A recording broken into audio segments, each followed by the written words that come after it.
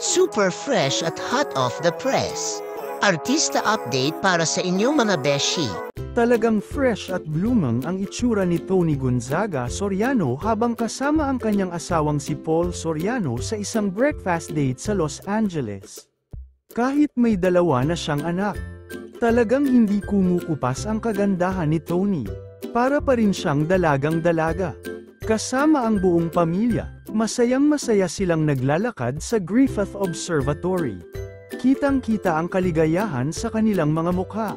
Lalo na kay Polly na parang mini Alex Gonzaga sa kanyang mga posts na nakakaloka.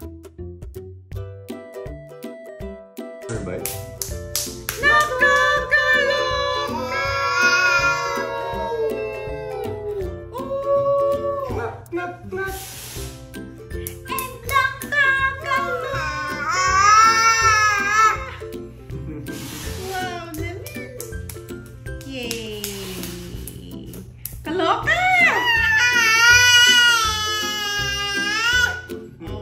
Okay, good.